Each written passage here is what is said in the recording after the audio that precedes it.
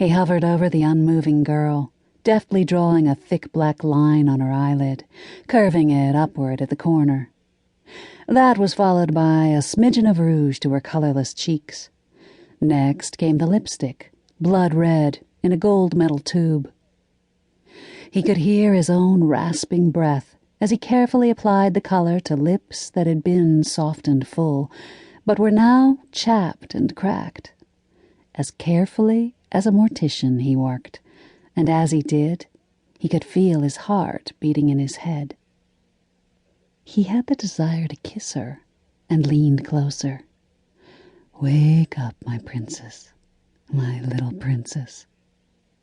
Her cracked lips opened under his. He felt her deep inhalation sucking the air from his lungs, a cat trying to steal his breath. He pulled back to see her staring silently at him, her pupils dilated and glassy from drugs and the dark, windowless basement where she'd spent the last 2 weeks. Had she learned her lesson?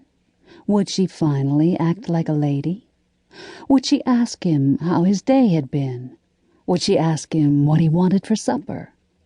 Later, would she sit on the living room floor near his feet while he listened to music?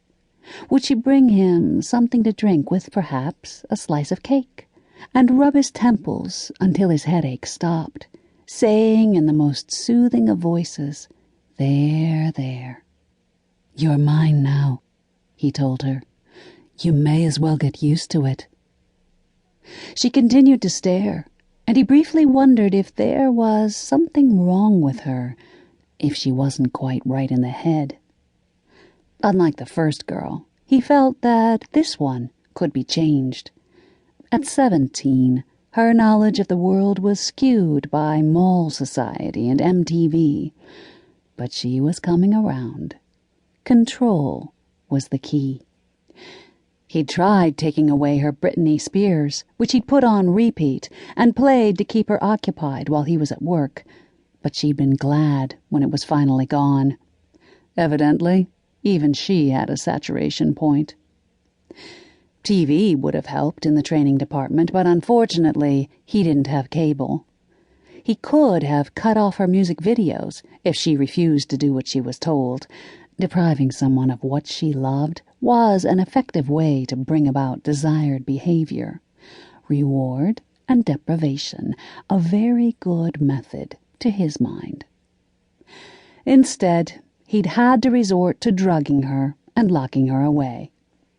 Not a bad method. Seclusion, isolation. It was how brainwashing worked. He'd read all about Patty Hearst, about how they kept her locked in a closet, and in no time she was a new person named Tanya. It was called personality transformation. Pretty soon, she's waiting to hear your footsteps, your voice. Pretty soon, she's looking forward to your return, your visit. Pretty soon, you're the most important person in her life, because you are her entire world. You are the one who feeds her and gives her what everyone needs and craves, human companionship. People were funny that way. "Nobody is looking for you," he told her. Leaving her wrists bound, he coaxed her from the stale, damp room with its dusty rodent skeletons and spider webs that caught in her hair. "Nobody misses you," he told her. "I'm all you have." He shoved her down until she was sitting on the wooden steps, collapsing like a doll in a strapless red satin dress. Her skin was transparent. He could see the meandering blue veins running beneath it. Her knees were bony and sharp. Had she lost weight? It looked like she had.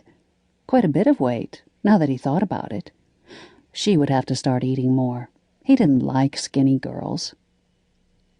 He fussed with her blonde hair. Gone was its original vitality. It hung lank and lifeless on either side of her face. It didn't appear to be nearly so light as it had been when he'd picked her up. In fact, the roots were suspiciously dark.